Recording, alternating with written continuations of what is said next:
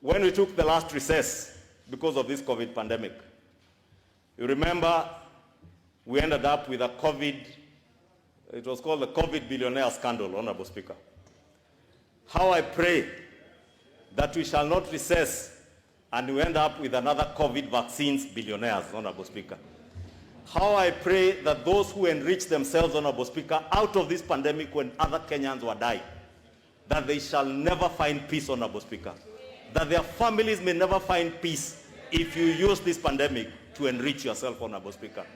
And I beg, Honorable Speaker, that those who are in the executive charged with the responsibility of ensuring that Kenyans are vaccinated, Honorable Speaker, they will be able to do this without fear, without favor, even as we close down counties, Honorable Speaker. Let us remember we have locked down 5 counties, among the most productive counties in this country, Honorable Speaker. Nairobi County, Kiambu County, Honorable Speaker, Kajiado, Machakos, Honorable Speaker. These are some of the most productive counties in terms of revenue generation in this country. We are talking about people's lives, Honorable Speaker. And I was just watching a clip here from elsewhere, Honorable Speaker. Someone saying that lockdowns are now a luxury of the rich. Because the rich, Honorable Speaker, can afford to stay home and still be able to afford a meal. There are Kenyans, Honorable Speaker, today who are not able to fend for their children because, Honorable Speaker, they depend on what they earn that day out of the food kiosk that someone runs. And maybe it is time we also ask, and that's why I support committees continuing to sit, that we continue to ask the executive to be considerate of millions of hustlers, millions of Kenyans, Honorable Speaker, who depend on what they eke out for a living every day. Last night, Honorable Speaker, I had occasion to support somebody, Honorable Speaker, who had no food for their children. And they told me the kiosk they ran from, they make a living out of, Honorable Speaker, has been closed. I had incidents, Honorable Speaker, someone who could not raise fare of 150 shillings to Zimmerman because fare had been hiked from 50 shillings to 150. And when people offered, including the Matatu crew, to help him to get home, he was asking, even if I go home, what shall my children feed on? People had to contribute in a Matatu to get that family to get a meal for last night. What of today and tomorrow? We must ensure that we remain sensitive. We must ensure that government provides for the people.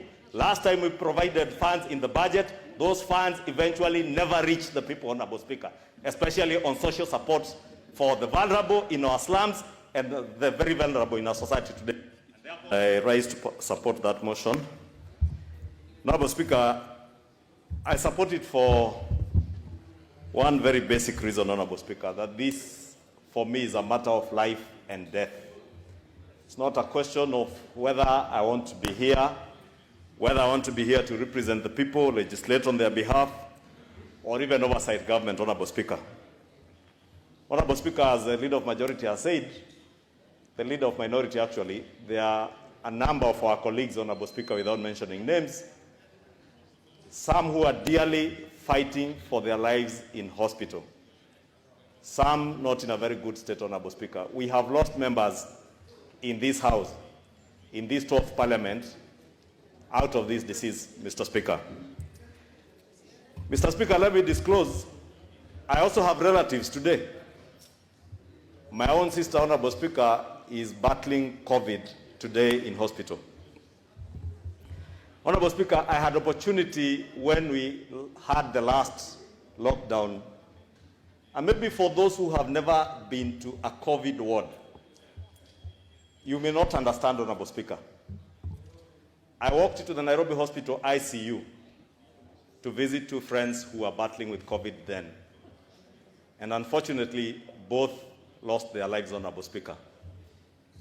But the layers of protective gear, Honorable Speaker, that you have to wear, it took us about 20 to 30 minutes to be layered with protective clothing to be able to walk into that COVID ICU. When you look at the people in that ICU battling for their lives, alone, Mr. Speaker, because nurses are there, doctors are there, but they're also limited onto the number of things they can do on you, even out of the kind of protective clothing and protective gear that they have to wear. Therefore, Honorable Speaker, I'm just saying this to depict the situation that we are in.